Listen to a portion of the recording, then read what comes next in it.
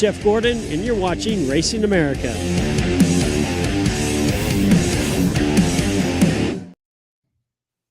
Hello, and welcome in to your favorite, well, hopefully your favorite, weekly racing talk show from Texas. This is indeed the Revved Up Sports Show. Showtime Bobby Chaffee right here. I spent Roddy Rodriguez. That's my man right over there to your computer screen left. And yeah, partner, we were just talking about it. Weather finally coming to our area for the first time in like 45 days. Oh, my man, it looks like that's going to be the cream of the crop this weekend. Already some races here in the Texas area that have been, I guess, canceled. I guess it has been. Well, postponed to Halloween, yeah. Yeah. So you've had all of that moving around, and it definitely seems like, so I guess we're down to here in our area. We are down to, I guess, only I-37, right? Because I think everything else is kind of washed out at this point. So, hey, man, that's even in North Texas, like I was telling you in some of the pre-show, I'm heading over to TMS for an event, and it's looking pretty bad. So we'll see, man. That's where they get the brunt of the weather sometimes. Yeah, it's always an interesting mix up in North Texas, which is surprising because maybe our friends from Florida understand how big it is from the northern part of the state to the southern part of the state, you know, because it's so long going down that long. But yeah, there's a total different weather pattern that can happen up in the Metroplex with DFW versus what can happen down in the southern section of Austin and San Antonio. So yeah, what is it they joke about? If you don't like the weather in Texas, hang out for about 5 minutes and it'll change, except for the middle part of the summer. Yeah, where it's hotter than Hades. Yeah, and it's really weird up there because you get, like, I was watching a couple of different forecasts for DFW just a little bit ago, and they're talking about, like, possibly 4 inches of rain and the wind, and I've been there so many different times. I was down there for a Power Eye event back in I think it was March or April. I went to TMS. It was going to be a one-day show that we were doing up there. Everything looked totally fine, and then it turned into, Bobby, I shit you not, you want to turd floater is putting it nicely with what we had over there, and the wind was out of control. But the folks that have been to TMS, throughout the history of Texas Motor Speedway know that, you're there and you might hear tornado alarms where it's like, been there. Been there. Yeah. I was announcing it the little Texas Motor Speedway for a dwarf race, or a legend car race rather. And they made the call that we needed to shut it down and evacuate the premises. And that was it. Although I still have never figured out and never found out if it was a weather related thing or if it was a safety related thing, because all the porta johns were turned over sideways. And I don't know if that's because they go through and knock them over to keep people from hiding in them, or if the wind went ahead and knocked them over. Either way, I'd hate to have been inside it if that was a protocol thing. I don't think they just knock, and think they just take that ATV and ram that damn thing over. Yeah, and it's like, not to laugh at, you have to make light of it. When this stuff happens, what else can you do? So our Cracker Jack staff right there has provided us with a backdrop right there. We haven't had to use this, and that's a funny thing. We've had it for a little bit with the rain thing, but it's been a little more forgiving lately. But I think that's what we're seeing around here now.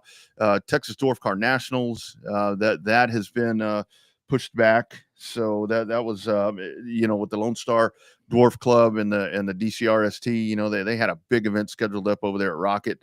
So that goes away, and I think they've rescheduled something for I think in November at some point, but it's not the national thing. So that kind of sucks for them. But that's what happens when you get into to this time of the year. And when they were talking about, and that's what really stunk about it, because I saw the dude from Lone Star Club where he was talking about that, and I was thinking, well, what about Cotton Bowl? Because to me, that's kind of the one spot where I'm like, if you got a big event to be run it at Cotton Bowl, because that kind of, to me, is the spot where it's kind of, again, it's kind of out in the middle of nowhere, but it's easier to get to. But I think the Cotton Bowl is located in the state, kind of, sort of. Yeah, kind of right in the middle of stuff.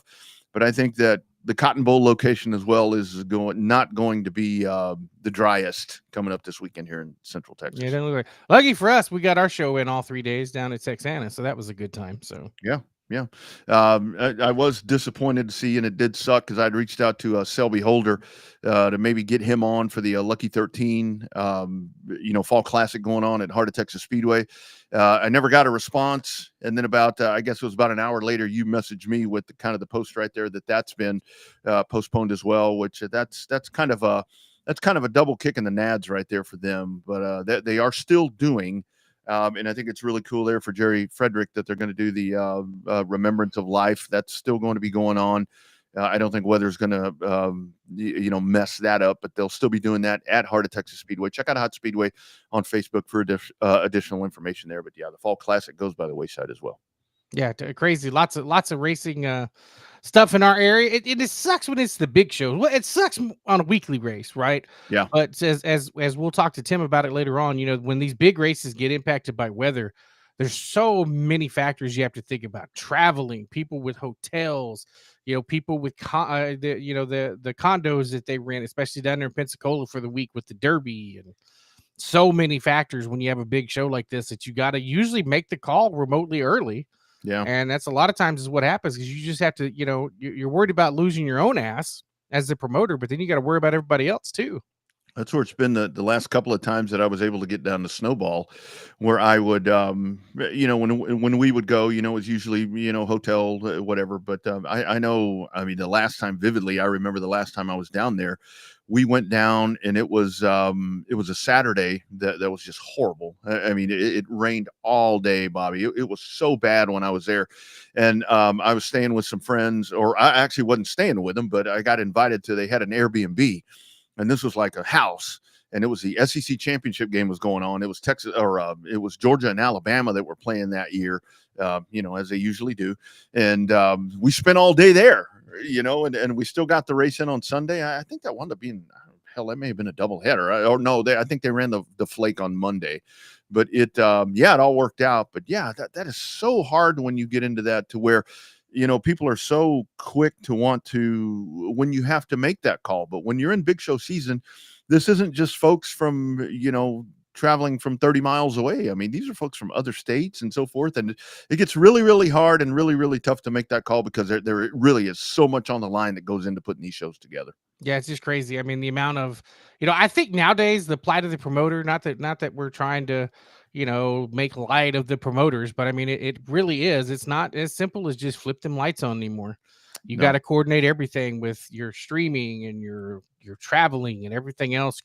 Then you got to worry about trying to get in a rain date if you got a series that's coming in. Like, it's so damn complicated. It's not like it used to be years ago, because you have so many factors. Because you don't want to schedule anything. The only thing that I know that's scheduled the first weekend of December anywhere around the country is the Derby, because that's always championship weekend around the country for college football. Yeah.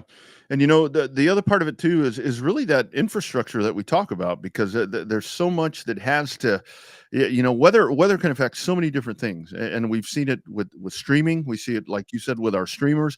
We see where they are so affected with it, because you have trying to put on broadcast now with electronic timing and scoring, with everything that you have to figure into that.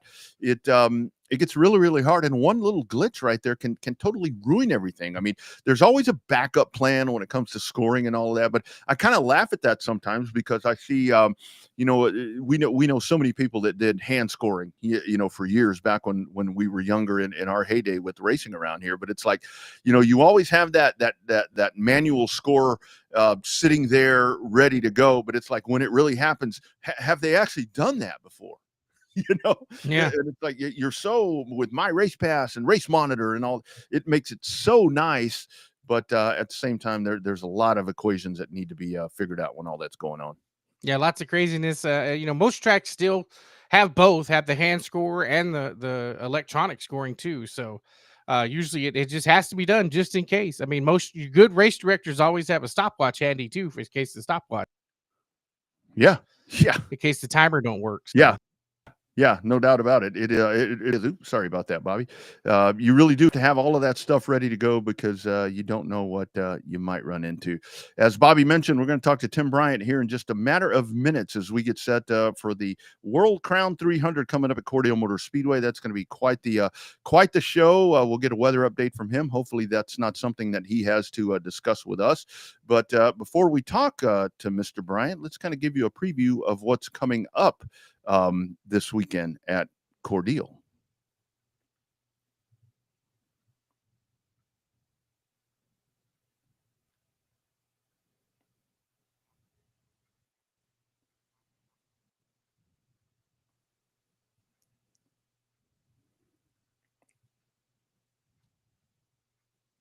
Well, that was supposed to be a live video, but you know how that goes. Yeah, So yeah. anyway, you saw him coming down the front straightaway, so I think you get the idea of what we're talking about right there.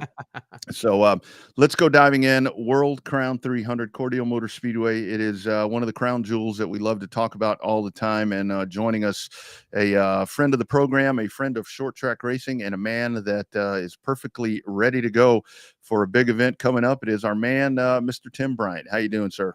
Good, Rodney. Thanks for having us on. Absolutely, Tim. So how's the preparation going for this one? Again, like I said, when you get these crown jewels, this is prime time.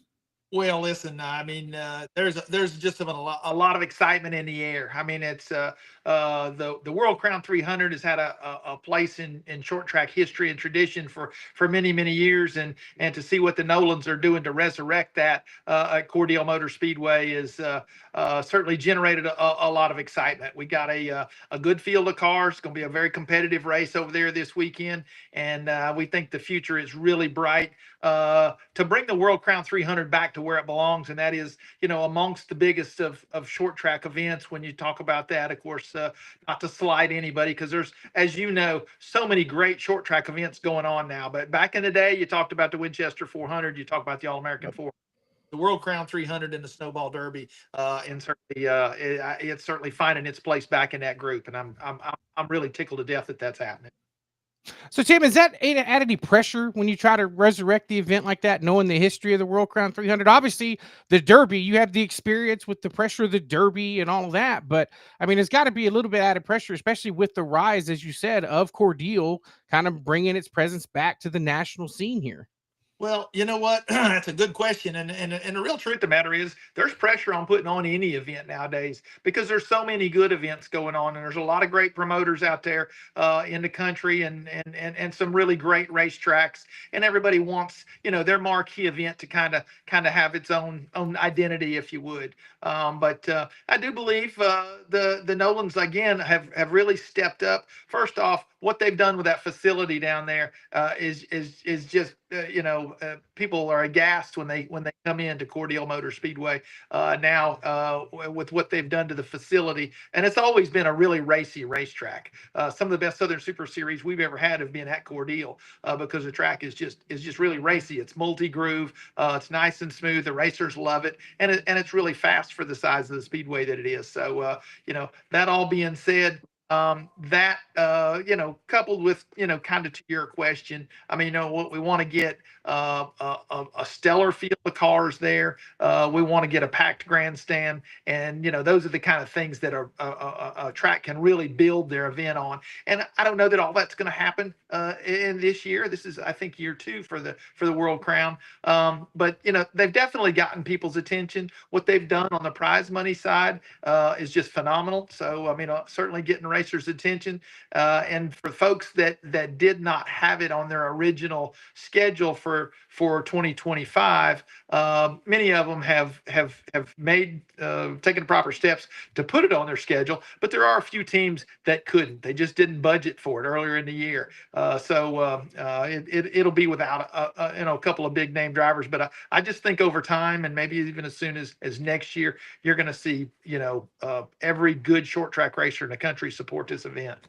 Tim, I'm glad you mentioned that, because one of the things that you and your family have done so well at Pensacola is what you've done with that facility. And you mentioned the Nolans, what they've done there at Cordele. Kind of speak to that part, because we were just talking about that, to where now when it comes to short track racing, it's not, especially with big events like this and big race season, it's not a matter of you have to have facilities that, number one, are fan friendly. You have to have them very inviting for the folks to come out. It has to be racer friendly with pit accommodations and ease of access and all of that. Kind of speak to that. The racing surface, we all talk about Pensacola all the time, where it's like it can grind you up, and that's great. That's great on the surface itself. But you want people, when they get to that facility, whichever it is, you want them to feel very homely for a big event like this. Yeah, Rodney, our culture has just changed, I think, as a society, and certainly within our sport, we felt it as well. I mean, it used to be, back in the day, for those of us that have been around this sport a long time, it wasn't anything for people to go out and, buy a ticket, go in and sit on a wood board for 3.5 Today's consumer expects a little bit more. They want nicer amenities, and certainly if you look around at what even minor league baseball has done in most of our cities and places like that, they're being accommodated, as a racetrack we have to kind of follow suit with that. So we're all making improvements as we can, and certainly what they've done there at Cordell, they built a hospitality suites and just have the place spiffed up. Their concessions are top notch, and so they've got good lighting, good sound system. Those are the kind of things that fans.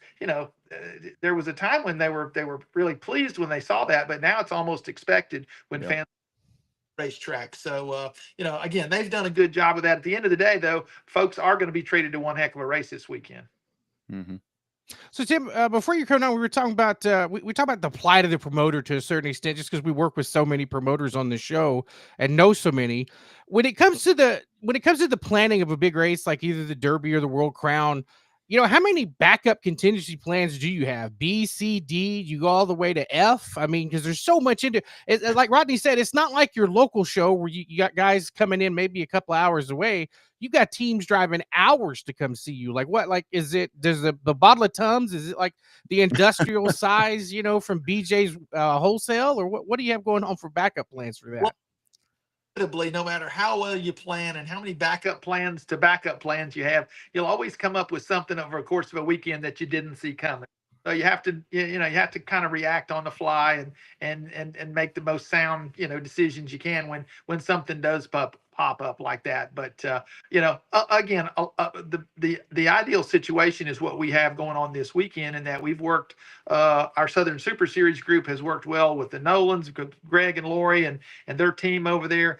Courtney is just a really cross all the T's, dot all the I's guy, and Rodney's done a great job getting the facility ready. So again, all you can do is what you can do, and make sure that you've got all your bases covered. Really, in direct answer to your question, the number one thing that we all worry about, and I think I heard you guys mention it earlier, is what Mother Nature has in store for you, and she has really taken a lot of pressure off of us this weekend because she's given us a really nice forecast. So the guys from far away are not too hesitant to come down. I think the fans are going to be comfortable in the grandstands Friday night. There's also going to be a pro truck support event along with the World Crown 300. So it should be a good night of entertaining racing in a comfortable environment.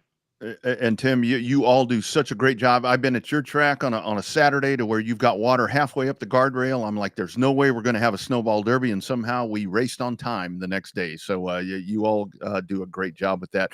Kind of talking about the crown jewels and the fact that you mentioned the Winchester 400, the All-American. I mean, all of these.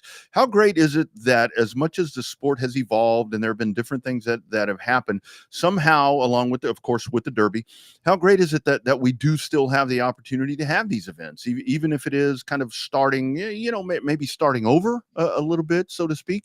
But the fact that we do still have these traditional events for we short track folks. NASCAR is whatever it is, but we still have our main core of events that really mean a lot to us. They do mean a lot to us, and we it's testament to a group of old school racers that are keeping the tradition alive on these type of events. And then of course we've got a good young crop of hardcore short track people that maybe they think NASCAR.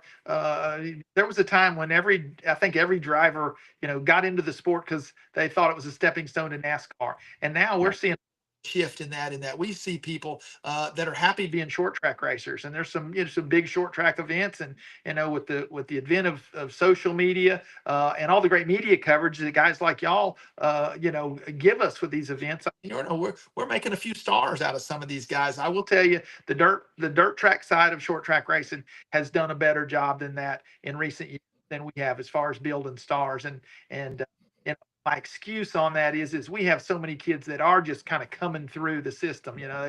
They're here for a couple of years and then they're moving up. But we have right now a really strong group of of short track guys that want to be short track guys with no aspirations of moving up. And slowly but surely we're making stars out of these guys. So I think that's vitally important to keeping these big events kind of on the map.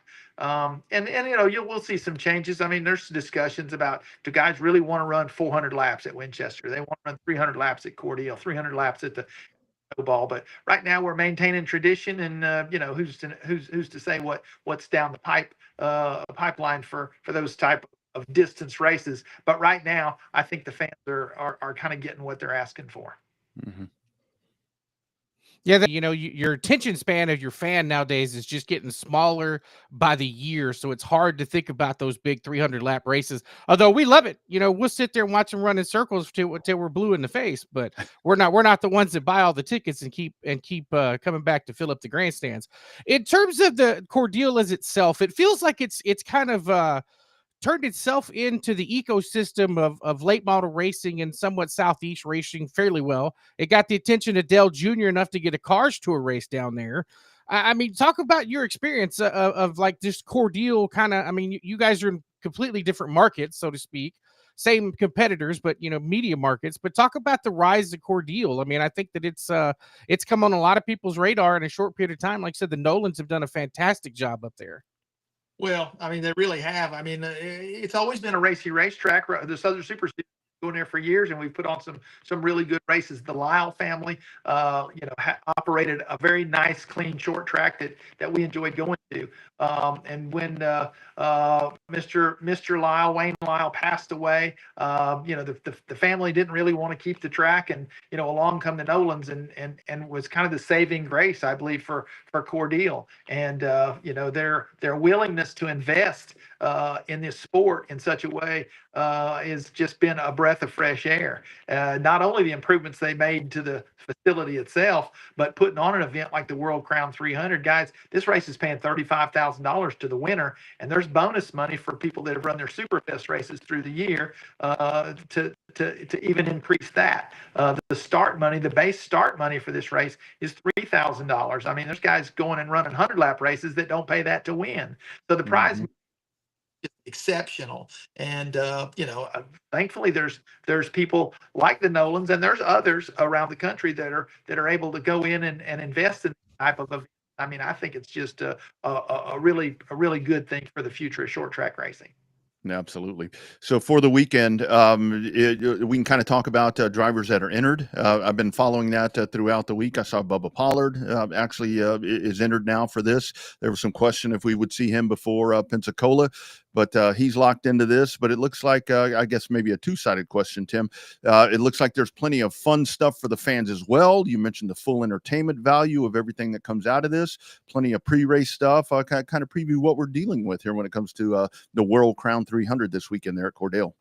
Okay, well, let's start with the entry list, Rodney. I mean, you mentioned Bubba Pollard, of course. In the same breath, you always have to mention Stephen Nasse. I mean, those are the kind of, no disrespect to anybody else, but those guys have been the face of the Southern Super Series for a long, long time. And those are the kind of guys I was talking about, us being able to continue to try to work to build start power out of those guys. They want to be short trackers, and certainly we want them to maintain that. But we've got a strong list of guys coming in this weekend. Johnny Sauter being one, former Truck Series champion. Colby Howard will be in the Anthony Campy machine. Michael Atwell, who dominated the Rattler 250 earlier this year, will be at Cordele. Hudson Bulger, somewhat of a little bit of a local favorite over there. Of course, we can't overlook Jet Nolan himself, right, who so well there and has won some really big super races. Jet will definitely be a contender. Dustin Smith from Mobile just captured the Rogers Dabbs Challenge Pro Late Model Championship at Montgomery last Saturday night. He's on a bit of a roll. And of course, Jake Garcia, who won earlier this year, along with Matt Craig, who is I call Matt the perennial podium finisher, because it seems like no matter where he goes, when he finishes second. If he don't finish second, he finishes. It seems like he's always on the podium. And then, of course, got to mention Spencer Davis, too, who's teamed up with the Ben Kennedy Racing team this year, has won some big races. And, of course, there's others as well. I hope I haven't overlooked anybody, but it's going to be a fun time, and it's going to be it certainly isn't going to be a cakewalk for anybody. That's right. So in terms of the Southern Super Series, I think is a unique animal, and no disrespect by calling it an animal. I think it's a great series because to make every box check off, and it works great because it helps out Pensacola with the Blizzard Series and the overall Touring Series, and then you go all the way down to New Smyrna to try to help out Rusty and the guys down there with the Heart Memorials and stuff like that, and Speed Weeks and all of that. So in terms of the, is there any plans to go bigger, or is that what the ASA Stars Tour is for the guys that want to try to go national coast to coast? I think Bobby's asking if you're coming to Houston, Tim. I think that's what he's trying.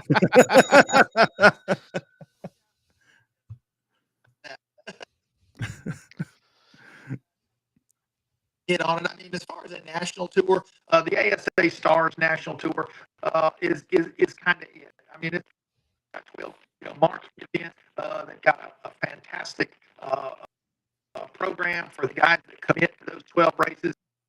The prize money is good, and their plan money, as we call it, is good. And of course, with that, we combine on a couple of those races with the Southern Super Series, but we're fine being a regional tour. We kind of want to stay in the Southeast. Not everybody wants to go to Wisconsin to run races, and so for those guys, they could chase a Southern Super Series championship. But we work really hard on our schedule so that we don't overlap. So I can run our regional tour and run the ASA Stars National Tour if he chooses to. So that's kind of where we're at. I mean, our series is in its 13th year now, so we're kind of proud. We don't try to be something we're not. We're just a group of guys that want to win and help racetracks put on good races, and treat competitors fair, and have to be prize money for them along the way. Yeah, absolutely. Last one for me, Tim. Kind of tell folks where you get additional information coming up for the World Crown 300. It's going to be spectacular. Weather's cooperating. So tell folks, and of course, you can catch it right here on Racing America as well if you can't actually get to the Speedway. Absolutely, yeah. We're looking forward to having Racing America on hand. I also got to mention for folks that want to record deal, and it's a beautiful drive over there. It's a really quaint Georgia town. I always enjoy it. But Mr. Nolan has brought in a motorcycle stuff. Going to be on track right before the start of the 300 between the pro truck race and the 300 on the schedule. That alone would be the price of admission. Anyway, that being said, SouthernSuperSeries.com has all the schedule information. Of course, CordellMotorspeedway.com has all the information as well there. Cordell's a great little town. Fun to go to, and we look forward to it every year. I think this weekend concerning Speed Fest 2026. So look forward to that. But we'd like to invite folks to come on out and check us out in person. And if it's too far to go, I certainly want to be on Racing America. You betcha. All right, Tim, well, the best of luck this weekend over there in Cordele for the 300, and I'm sure we'll talk to you again before the Derby, because I think this is the year the stars are lining up that Roddy and I get a chance to go back to Pensacola and have a good time for about a week and tell the stories that get the racers to tell the stories when the mic's off that we wish they would tell with the microphones on. So best of luck. Glad Mother Nature's taking care of you this weekend, and we'll see you soon. Guys, we appreciate your time. You bet. Take care, Tim. There he goes. Tim Bryant, one of the most influential people when it comes to operating these events in the World Crown 300 coming up at Cordele Motor Speedway. And that list that he was going through right there of drivers, that tells you it's going to be a pretty stacked field. And I think for a lot of us, when it comes to the weather that we've been talking about here in Texas, Bobby, it's going to be a good day to be checking out Racing America. I think it sounds like. Yeah, definitely going to be the right weekend to kind of stay at home and stay abreast of the racing action. And I'm looking forward to this race. I mean, I remember when it was at Peach State, for years, that was right down the road from my grandparents' house when we would spend the summers in there. I've only was able to go to Peach State one time, and it was amazing. It's like walking into the grounds of San Antonio, this just big old fast half mile down there in kind of north central Georgia, if you will, for the lack of a better way to try to describe it. But it was a lot of fun. I mean, then we just found out I guess a month ago that they lost Lanier for good, and developer deal there with the Lanier Raceway that was their NASCAR regional powerhouse track for years. Number of different late model stars came out of there to move on up to the Cup Series and all of that.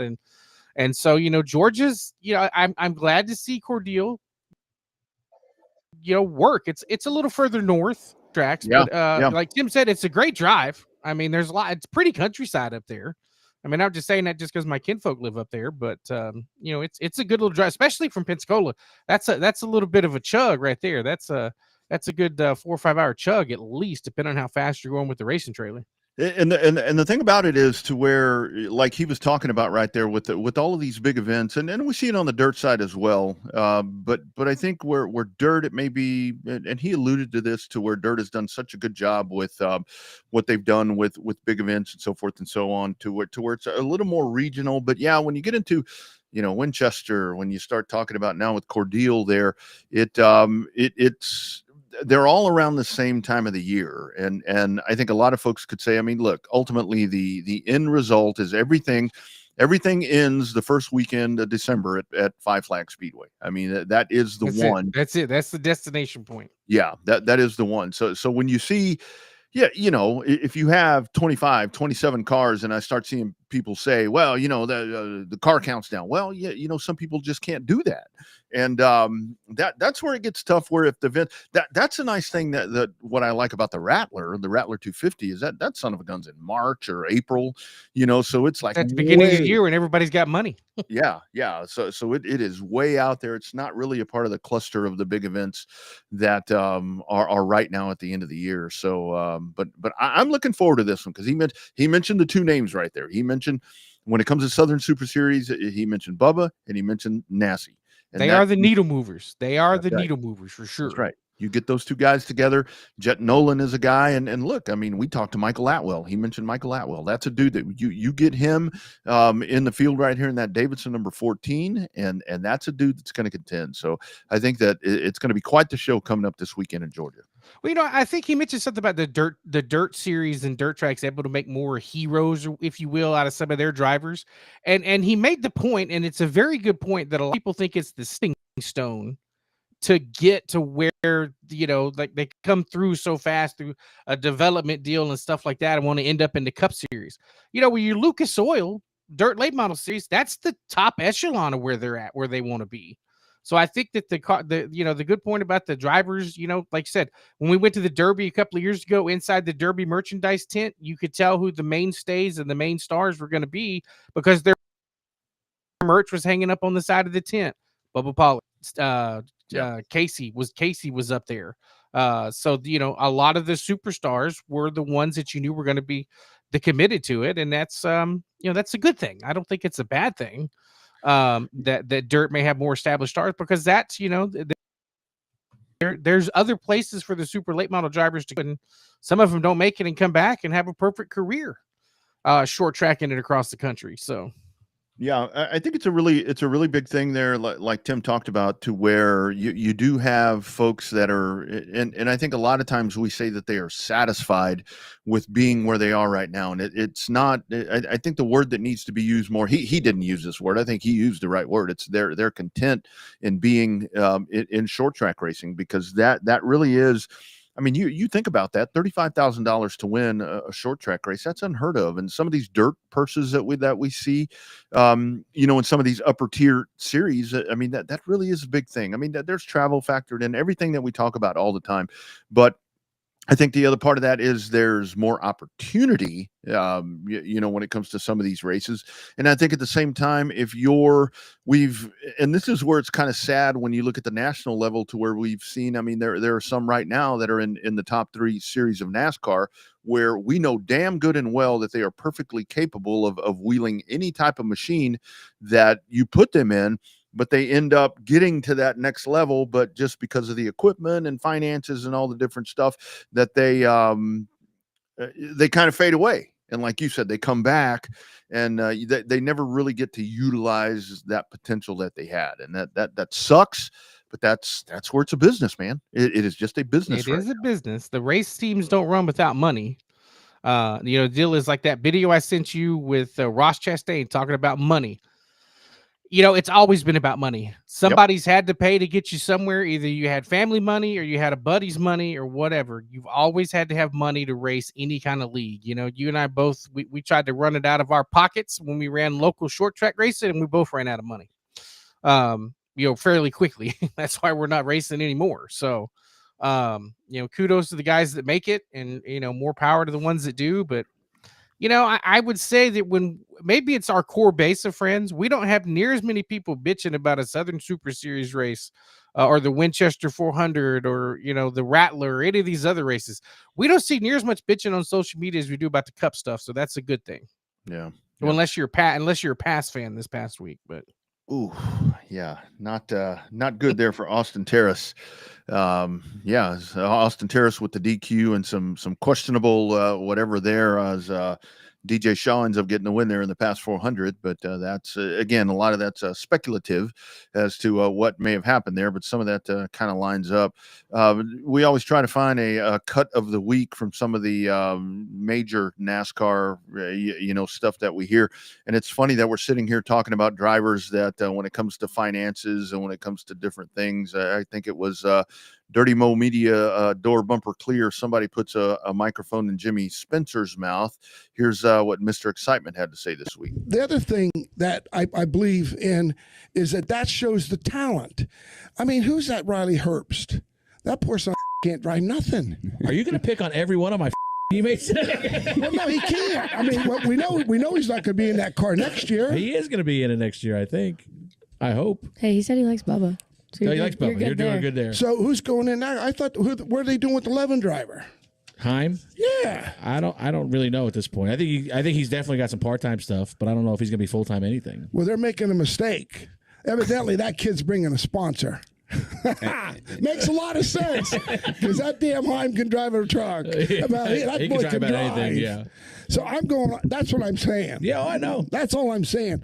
So if your daddy got a lot of money, somebody's got a fat pocketbook. I mean, it's awful. Now, we got this kid 88. Zilich? Yeah. I never met him. You'd like him. Yeah. It doesn't matter. I like him. I like him because it pushes the pedal. Oh. There it is. That's the current activity of things right now, and that's just unfortunately the way that it works. Because I mean, I think we've said it so many times to where, with all these, with the big series, to where there are drivers that race on Friday and Saturday nights that are more talented than some of these folks and have the ability. I guess it should be. But the other part of that really is to where you start having that conversation is the ability is one thing, but to be able to put it all together, because we see the late model guys, the super late model guys, even the pro late model guys, to where it's like ability is great, but you have to, when these things are in your face and dealing with different things, they can show their ass from time to time, and again that hurts your reputation, that hurts everything that you have if you're really looking to make a living at this thing. Well, I mean, I think that we always say money buys speed, how fast you want to go, and that's a legit point. Donnie Wilson, a friend of the show, love the guy, known him for 25 years. Those seats ain't cheap over there. Yeah, but he only puts top notch money in those seats. And that's not a bad thing. That's a business decision. As you said, these things are run on money. These things are run like a business. And that becomes a challenge. We've seen the same thing with some of the James Finch machines. We've seen, all of those type of deals with different machines and all of that. Campy's another one that runs it like a business and stuff like that. So I just think that I mean, we saw it today, the other day. Justin Haley, boom, gone out of the Spire car. Hell, that's where Corey Heim was supposed to go, but Daniel Suarez has a sponsor and a different connection. That one I sent you about the TWG group with his buddy Sergio Perez. But I just think that it's sad that sometimes it's always about money, but it is what it is. The race cars don't pay for themselves, although some of these kids think they do with a magical check and a pin. But race cars don't pay for themselves, so usually. Well, and that's why it's refreshing when you see folks that come through, and I mean we've got some right here out of Texas, you know, where they come through, and we know their ability to not only operate behind the wheel, but we know their ability to work on race cars. We know their ability to do shows like this. I mean, to talk to people, to have, if you got a sponsor presentation thing or whatever, they're able to handle that as well, to where you're able to do that full package together. And that's where this whole thing has really changed, to where it, we can say it's for fun and stuff, and it really is. I mean, it's still fun when you get down to race day and watching them and, all these different things most of the time. But, where we say with the helmet and the bad guy that kind of shows up and does whatever. Yeah, that's a real thing. I mean, that really is a real thing. But odds are, a lot of times, if you're in that situation, you do have to do other things outside of the racetrack. I mean, because a lot of times, like Spencer was talking about right there, when we talk about daddy's money and daddy's checks and all these different things. Yeah, that happens. But a lot of times daddy's got to go find that money too. And so that's an integral part of all that equation. Well, Riley Herbst is still signing stuff at the merch hauler, and he's still going to monster stuff with Monster Girls. So it's not like he just shows up and does nothing. Everybody makes the weekend appearances at the haulers. They're signing the merch and stuff like that. So it's all about money, but at the same time, these guys work for it too. Yeah, absolutely. Speaking of working hard, On Demand Shirts, they are the official apparel provider of the Revved Up Sports Show, of mine, of Bobby, and a lot of folks that check in on this, and a lot of racetracks. And you look at all of these big races that are going on right now as we're in big race season. If you're in the South Central, even up in the northern parts of Texas, odds are the merch that is at the racetrack was provided by On Demand Shirts. And they don't only do racing stuff, they do corporate stuff. They do lots of big time stuff, but you don't need to hear that from me. How about a word from James Cole and On Demand Shirts? You've probably seen us all over the racing world and doing a lot of racing designs for events and race teams, but we also do a lot of stuff from small boutiques in small cities all the way up to Fortune 500 companies.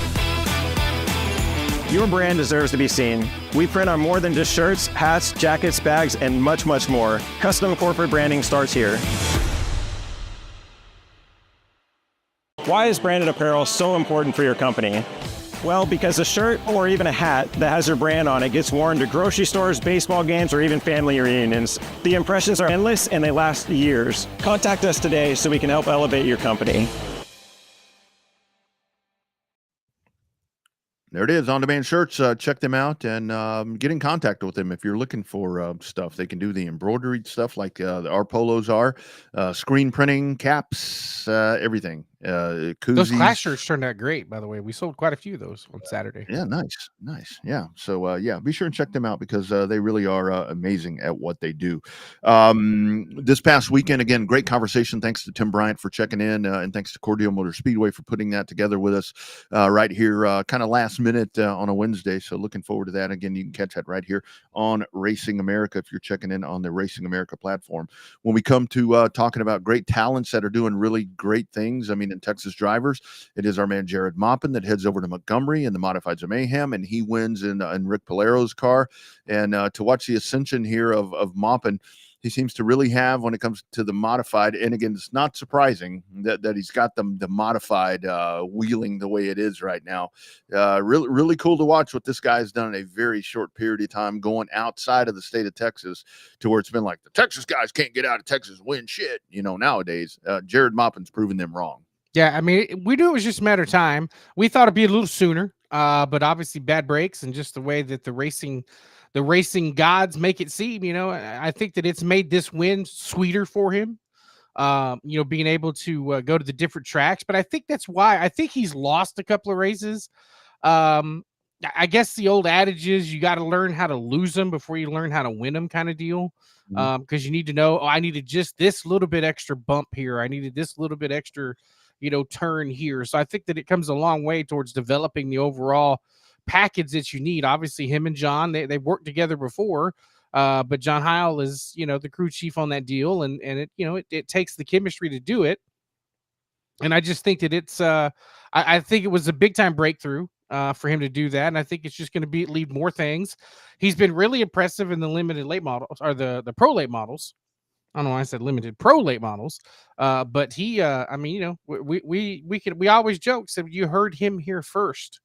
Same thing with Caden Honeycutt 4 or 5 years ago. You heard him here first. And the thing about it is, especially with the modified, when you get outside of Texas, it is very much, especially with modifieds mayhem, it very much is a different scenario, because when you go to a different track, I mean, that's the thing with Houston, it's a 3/8 mile, and that's the one where, like, we kind of nudged Tim there talking about with Houston, to where it's like you do talk to a lot of people from further out in the Southeast, and it's like, we like the bigger tracks. It's not a 3/8 mile deal right here, but when you put Jared at Montgomery, and then with that great equipment, and I think that's what's been so great for him. When we talk about opportunities and different things for people to ascend themselves, Jared's a great example to where he wound up. I mean, he has impressed enough that he ends up in that stuff right there, Bobby, and that's some of the best that you're going to find. And I'm not talking about the best in Texas. That's some of the best shit you're going to find in the country.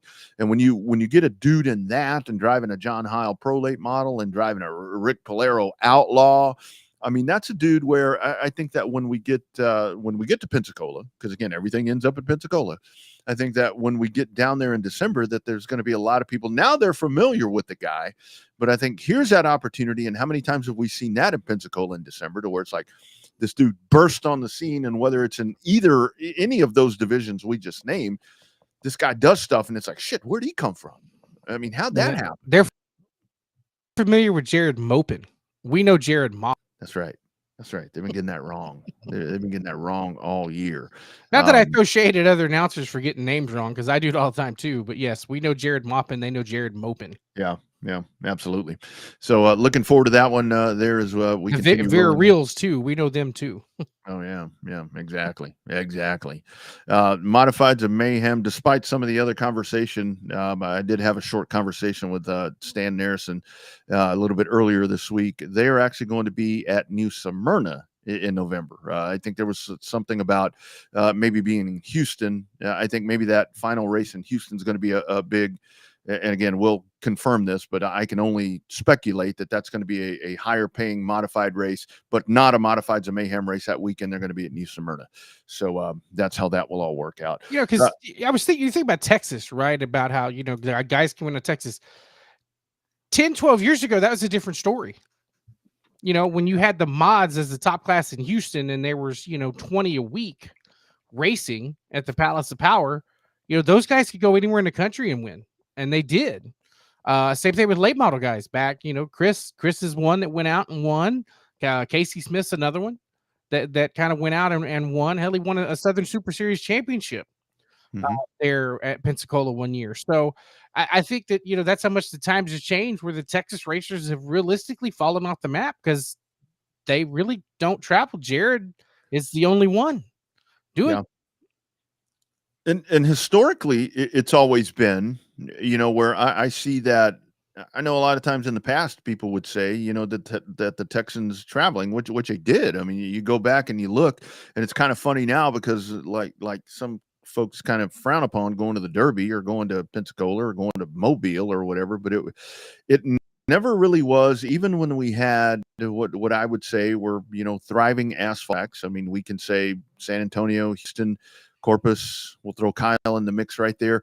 Other than Texas Big Shot 250s, no outsiders have really clambered to get here. We had a few one and done ones that came out and did it. Right. We can't forget Bailey Curry. Bailey Curry is another one you heard here first. Yeah.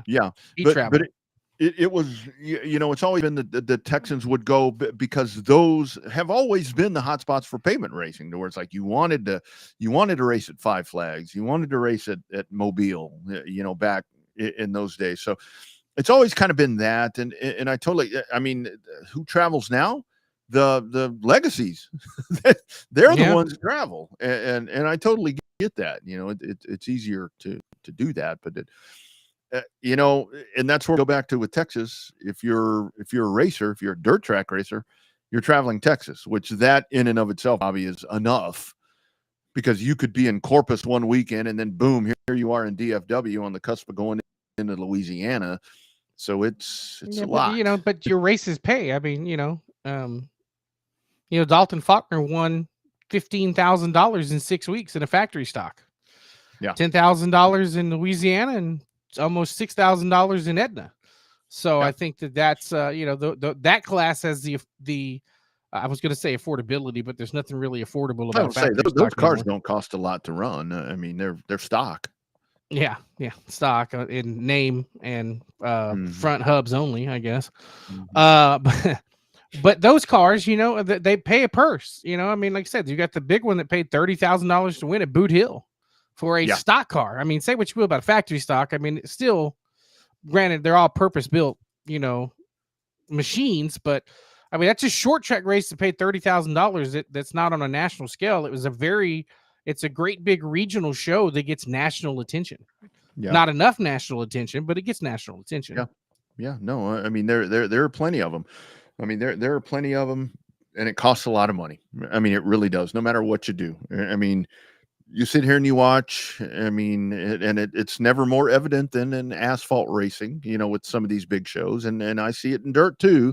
And I think the dirt people just don't really want to wrap their heads around it, but there's not a lot of, I mean, well, let me take that back. When it comes to big shows, you do have the open trailers that show up, you know, and so forth. But everybody's boss hogging when they go to these races. When it comes to these guys that are going to be, when you start checking off people that are going to win races and are competing, they probably ain't rolling up in a open trailer. You know what I mean? They ain't rolling up in no dually and no 36-foot trailer either. Right.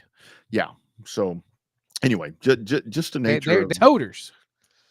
And the 18-wheeler haulers, and they, you know, the big haulers, you know, they ain't show. I mean, the only guy that I saw at a local show that showed up in a 36-foot trailer with a Chevy dually was Dale Jr. Yeah. When he ran the car store race to Florence. Hey man, and it happens. Look, you know, I have talked about that for years and years and years, but when I got better at dwarf car racing and all these guys had enclosed trailers, I fucking went and got one too. So I mean, that's just kind of what kills the sport, but yet at the same time, I understand why drivers have it, especially here, because you can get the ones with the roof, and you get that little you get that plastic sheeting shit for the door, and it stays cool in there versus, you know, the 125-degree heat index there at the racetrack. Well, I mean, I told the wife that I needed it so the car didn't stay outside. And that was that was the winning version for me. It's like, hey, babe, we don't need the car outside. So yeah. Speaking of that, how'd that go for you? Did you get bonus points yesterday for actually being home? Oh, I did good. I did good. A big thanks to our friends or my friends now at the Double Chop Steakhouse. Kalahari. I went to Kalahari last night. Kind of, you know, they got the restaurants on the outside. Have never been over there, and went rolling up in there. They had us all set up in there. Great steaks, great ambiance. Piano player. She was singing tunes and doing all these different things. So yeah, I did good, man. I figured it all out on my own somehow. Damn. I don't know how that happened. You know, I called a guy who knew a guy, and boom, there it was. Connections. So I did it on my own. I called a guy who knew a guy. Yeah, well, you got it done. Facilitating is half the battle. Yeah, absolutely. Actually, winning, remembering your anniversary is a good chunk of the battle too. Well, yeah. I mean, yeah. That's all good. That is definitely all good.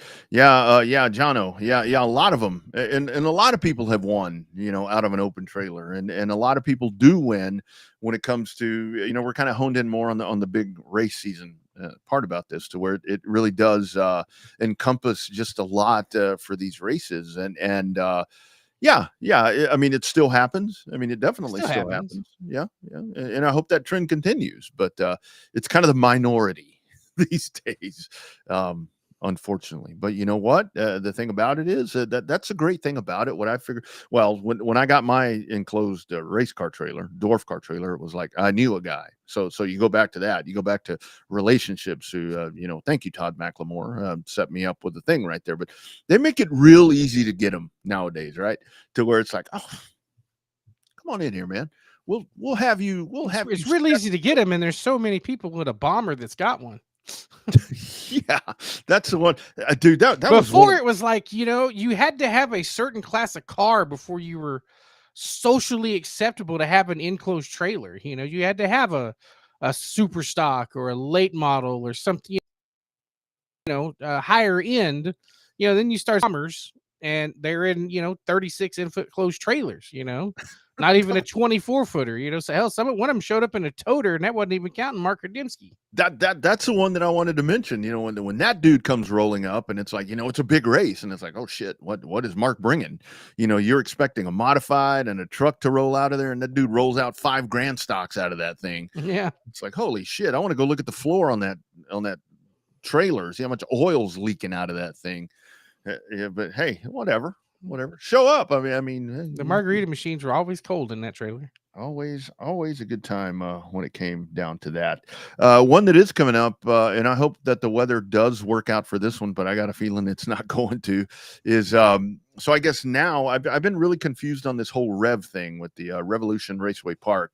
We saw a couple of months ago, I guess, that had been sold, no longer going to be a racetrack. I thought it was done, but I did see that I guess this weekend is going to be like the finale. This is it. That's done. The third or fourth one, but yeah, I think it's real this time. Well, I always see these different things to where it's like the deal has been done, the contract has been done, but it's like, look, man, I learned this getting paid in real estate. It's like when that sumbitch is closed and funded, the deal is done. So don't hold out hope. Don't hold out hope, because I think, as we damn well know as race fans, there's a lot of people that have run through these different parts and talk about doing all kinds of crazy things with all this money they have, and they ain't got a pot to piss in. So you never know. The Rev may survive. I don't know. Yeah, it's pretty crazy. That was one thing I was going to ask Tim, and luckily we didn't have time to do it. But we always talk about the guys and gals, or the companies that own their own racetracks and are able to invest in their own property. Tend to be the ones that are the most successful. It's hard nowadays to see it. It's a very, very limited number of people that are able to do it. But I think that goes a long way. The Nolans, they own the place. They're able to invest in infrastructure because you don't have to pay the lease. I mean, you got to pay the bills, but you don't have to end up, have to have the extra expense of leasing it out from somebody else and putting your money into something that you don't own, because that's kind of not a great business plan, but I don't know. I mean, that's but I mean, the Pensacola there is, his deal. So I think that it's we see it. I mean, I see it at my hometown track with the way that. Well, and that's where it gets so hard, because we're at the time right now to where, when it comes to these tracks that are leased, to where it's like, okay, racing season ends. Racing season ends in November, March, whatever it is, but that lease payment does not. So it's due every month. And I mean, with that, and like when the cold sets in, I mean, you got to go out there, you got to do different things, you've got to heat buildings, you've got to do, I mean, whatever. And I think somebody would have to correct me, somebody that knows better with dirt tracks, but I would think that if your racing season ends in October, I think you still have to go out there and water the dirt and do all these different things, because you can't just let that shit sit there till March, because you're going to get out there and it's going to look like, the Baja 1000. Well, I know TMS there for a while. A couple times we went, it looked like a cornfield. So, oh yeah, and that's where it is hard, because the bills don't stop, and that's where we've heard Marianne talk about it in the past, to where it's like, and I saw that they're actually doing something in November. I think they're doing some kind of truck show or something. Yeah, different than their normal avenue. Right.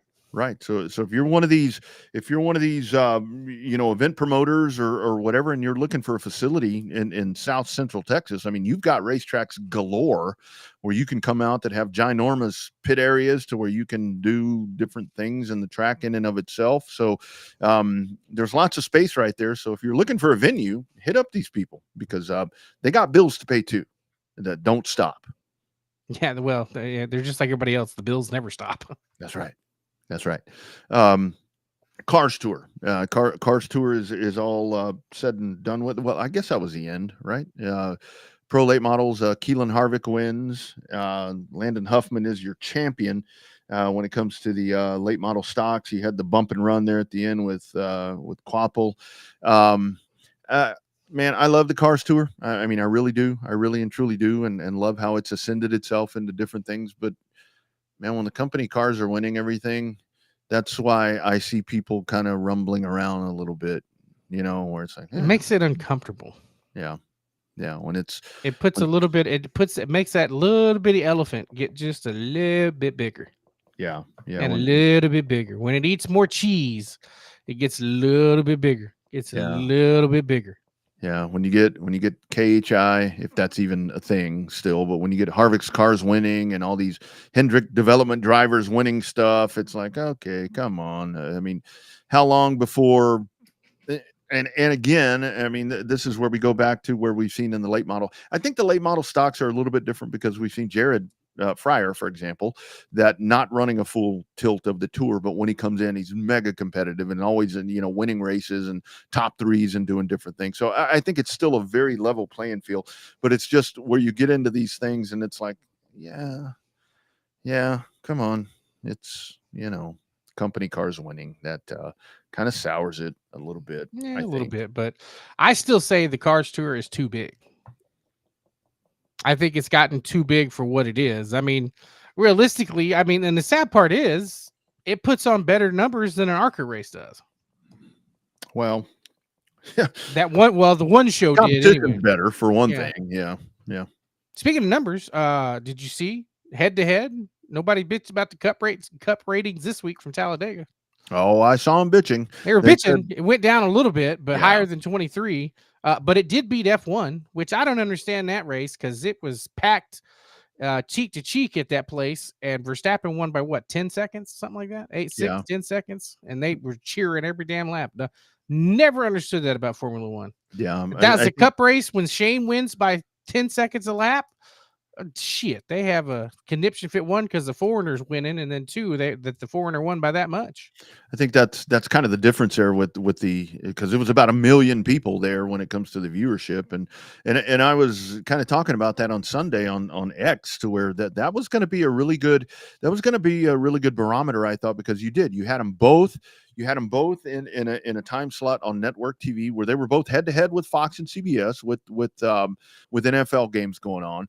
But I think where NASCAR, what I liked about that was they started an hour earlier, but ended an hour later. And an hour later, yeah. But Formula One had their pre-race on. I haven't seen pre-race numbers. I know that it was 2.556 million for NBC and 1.5 million for ABC on the Formula One side. But the other part that I kind of mentioned on there that I thought was really funny and so true was I thought that both of them were going to have a really good audience, in that first whatever quarter window that you were going to have, and then at 3:25 the Cowboys were on, and look, I'm a Cowboys fan. People tune in to watch the Cowboys lose, but the Cowboys will shrink your TV number. So I think that kind of figured into some of those numbers a little bit. Well, that's why they give it in gaps. You talk about your prime viewing or whatever the peak audience. They give you those kind of numbers or whatever. So it does make sense. Speaking of peak viewing numbers, did you talk about that on TSU this morning? The thing I sent you about the Super Bowl going to get moved to President's Day in 2027? No. I didn't mention that. That's more. To me, that's bigger for NASCAR, I think, because that's why they're redoing. That's why NFL's redoing their television rights early to add in the extra game to push the Super Bowl back a week to President's Day 3-day weekend. Yeah. It and that only makes sense. But like I mentioned to you, I mean, it's I think that's one of those things where if you have a Super Bowl plan to where you plan to like not be in the best shape to work on Monday, to where you kind of figure out ways to not do that. I'm not telling you to call in or do whatever, but it's for a lot of people, it would be one thing. I think if it was I don't know what's a holiday, 4th of July. Yeah, where you had 4th of July to where that's more of a Universal national holiday. Yeah, yeah, universal holiday. yeah, to where the President's Day, it's like, not everybody's going to have that luxury when you call it a 3-day weekend. But here's what I was thinking about when that happened. But again, this is so, especially when it comes to that time of the year and it comes to, with the weather and so forth. I mean, imagine something to where if like in the old days, the Daytona 500 started at 11 a.m., 11:30 our time Central, an hour later Eastern time. And then you had all of that went, and then boom, there's the Super Bowl. Shit, that would be a day. I think that would be, you want to talk about massive NASCAR ratings. I think that would be, well, I don't know. You got all the Super Bowl shit that is 6 hours before the game. 6-hour pregame for the Super Bowl to talk about two teams for 6 hours. Yeah. So we're two people in the case of Kelsey and Taylor Swift. Yeah. But it's I kind of saw that coming. That's 2027. And I saw people outraged. Well, what about 2026? Are we not having the 500 in 2026? Yeah, dipshit. The schedule got released 2 months ago. Yeah. It's like, do you really have nothing better to complain about than that? Come on. You're reaching. And I think, I think the NASCAR number, I think 2.556 million people for an NBC race at Talladega. I think it's pretty good. Pretty good. I think that's great. Not rocking the boat, but that's anything not involving a football, probably the highest rated sports telecast of the weekend. Yeah, absolutely. And I mean, with the ABC number, for the folks that want to say that with Formula One, the number was low. Well, yeah. You see, like you said, did you see how many people were there? Hell, yeah. You ain't got to watch it when you're live. Yeah, just wait till next year when it goes to Apple. Ah, man. Yeah, that's where I think that I have seen some Formula One folks that are kind of up in arms a little bit about that. But I have talked to people as well to where it's like, well, we'll just watch it there. And I think that's where it's a different demographic and mindset from the NASCAR fan to where it's like, oh shit, we can't find it, whatever. They know where it is. They're just going to get over there and watch it. Netflix, you got to have a subscription to watch that shit. So that's how a lot of people found it. And probably a lot of F1 fans, again, not to stereotype anything, most F1 fans probably already have Apple TV. A little more affluent audience. little different, but I will tell you one thing too, as we are after 8 o'clock here. And again, if you're just joining us with the Texas stuff, you have had several races, Waco, Rocket Raceway Park, so forth and so on. Those have been washed out already. Hasn't even started raining yet, but this forecast is a can't miss. So they say, it ain't gonna rain, right? Because they said it's got a 80% chance of rain. And last I watched it, 6. Yeah, it's going to go the other way. It's going to go the other way. So just if there was an event or is an event that you're planning to attend this weekend, doesn't matter where. It looks like everything's good for the World Crown 300 at Cordele, as Tim Bryant was talking about. I think you're good there. Of course, the streamers will have you all covered. I know. So you mentioned, I think we talked about Spire. So Suarez, now it's official. Good landing spot for him, I think.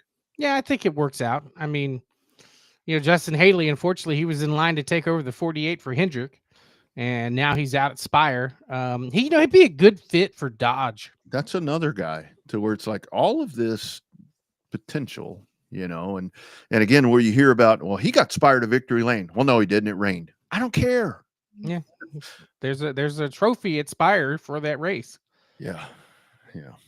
So again, back to that. But Rajah Cruz taking the Hendrick Cars money to JRM. That's a good move. Mm-hmm. Yeah. That's a talented kid right there. But I like Suarez. He's like a fun guy to have a beer with. I think he'd be fun on this show. He seems like a White Claw guy to me. More than I don't think he drinks Natty Light and stuff like I do. Hell, you drink. He's definitely not a Natty Light drinker. Yeah, no, there aren't many of those. I know 2 I know 2 that have been on this program that drink that wonderful beer. But yeah, so you've got Suarez to the 7. I really do like that. I think that you can put that dude in there. Like you said, he's going to bring sponsorship. He's got a good following. I think that I don't want to say that they're going to make some noise, but I think that you put him in that car, and I think the potential is there to where he could do something from time to time, other than at the super speedway. I thought that Spire would have made more noise this year. Me too. I really did, because Michael McDowell probably, I think he saw the writing on the wall with the whole charter thing at Front Row, which, by the way, did you see Bob Pockris, or actually Adam Stern, the lawyer for Front Row and 2311, and the lawyers for NASCAR have agreed to continue settlement talks. Oh, nice. I saw that some texts had gotten released between O'Donnell and somebody, and it's like every time I see that, I'm like, damn. Yeah, no shit. Yeah, it's like, how do you get those? I mean, shit. I guess everything's public record, right? I mean, damn. Yeah, but I mean, I didn't see anything in those texts that were. I mean, it's business. I mean, it's business. But yeah, I mean, yeah, get it settled, get it done. I mean, I think that it's really imperative that they get that figured out. And then obviously, like you said, the schedule's out. And then at that point, that's where you figure out what you're doing. I mean, I think the point system's done, or I think that's already done. But you release that. Redo it. Yeah. Yeah. Yeah. It's Get that all done. They're going to wait for the championship to be crowned, and then they'll probably announce it they're probably not going to announce anything till after the banquet. Yeah, for sure. Probably, a week after. But it'll leak. With as many podcasts that are out there with all these racers now, it'll leak with championship race. So. Oh yeah. It'll come out. And I think it'll be something to the effect of the chase. I mean, something of a 10 race. It's still going to be they're still going to have a playoff. Yeah. They may just not call it. I mean, whether or not you're in and win. I don't foresee them eliminating. I hadn't really heard much talk about that with them wanting to eliminate the stages. I think the teams like it. I don't think the fans as much, but when you're live at a race, that damn stage break comes right at the right time. It does. You got to go hit the head. You got to do whatever you got to do. I mean, go get a hot dog. I mean, that's great. And the thing about it is that at TMS, for example, they run around there long enough to where you usually can go and do all of that and get back. And maybe they just went green, So Bobby, I guess if anything, if you want to kind of rectify some of that, just continue to award the stage points. Just don't throw a yellow. But the next thing is these races suck. It's just follow the leader. It's just continuous. I mean, and I know the folks want the 36 season, 37. They tried the no cautions at the road courses, and look what happened there. Yeah, they reverted back to what we have now. Yeah. So and the thing is, I mean, I'm sorry, I just don't think that having a dude win like Matt Kenseth and different guys that have won these things when the season's at whatever point, to me that's just not very, because I think from a team standpoint, I mean, you kind of see like when we get to the final race, when we get to Phoenix this year, you're going to have teams that are out there just riding around. What's on the line? Nothing. You got 4 dudes going for it. So. And that's the way it used to be. That's really the way it used to be. So I don't think that's the answer. So what do we know? Yeah. What do we know? They'll come up with something. No matter what they come up with, somebody's going to bitch. Oh. Although realistically, though, they do have that marketing firm that's supposed to be, reaching back to the roots of the sport, that Kenny Wallace laughed at and all that. Did you see the 10,000 moms or million moms or whatever were bitching about the NASCAR 2026 about the what is that? Hell yeah. And they saying that that's not appropriate. Well, I mean, yeah, you're going to have that, but that is kind of the million moms is not my preferred demographic group that NASCAR is going for. Yeah, well, that's Major League Sports these days. That's what you're going to get when it comes to that. Yeah, hell yeah. I mean that's I'm like, all right. And the whole thing is sold a lot of Stone Cold Steve Austin shirts. I still go back to where it's like for all the older drivers or drivers in the past or influential NASCAR people that have been a part of the sport that don't like the direction that it's going, instead of being on the Twitter and on the Facebooks and all these different places and pointing out the bad shit, get involved. I mean, reach out to NASCAR. Maybe they are. We don't know if they have or haven't. Do it that way. I mean, because it is one of those things. You ever had that one coworker that is like, I hate the boss. I could do the job better than the boss. And then the boss comes around and they're sitting there, sucking their ass. Yeah. It's like, come on. Yeah, And so, if you don't have one of those people at your work, then you are that person. yes, absolutely. Absolutely. That's exactly right. That's exactly right. Yeah. So I don't know. It, when with marketing firms, I mean, that's the whole thing. I think the whole problem with that is when it was said that NASCAR brought in a new marketing firm, I don't think people even thought back to the whole thought of, oh, there was an old one, because yeah, there has been. There has been. They don't do some of these dumbass ideas they don't come up with on their own. Yeah. Yeah, absolutely. I mean, you look at some of this and you want to talk about so-and-so's a jackass for that idea. He didn't come up with that. I mean, traditional racing people aren't going to come up with rap concerts in the pre-race. Yeah. So. Or a Blake Shelton concert in the middle of the pits. Where you can't even see him. Yeah. Behind a sign. I mean, come on. That's, say what you want to say about some of the NASCAR people, but they are still purists at some point. NASCAR purists, Bill Venturini, finally the deal, that's it. It's going to be weird not having the Venturini Motorsports around anymore. And I cut some sound up of Bill Venturini, not Billy, Bill Venturini talking about stepping away. And I think a lot of people can kind of resonate with some of the thoughts that Bill says here. It's time. I'm very grateful that my health is good. So my wife and me, I should say my wife, I won't say me, but my wife had said, it's time for us to enjoy our life and move on. The only thing changing in this whole company operation is three things. Me and my wife are leaving, and we're moving actually to my building right next door, and the name on the building. So how long before he gets back in? I'm getting out, but I'm going next door. I'm going next door. That doesn't usually work out real well. Yeah. You walked out that door and saw your name on that building, and then all of a sudden you don't. I don't know how long that's going to last.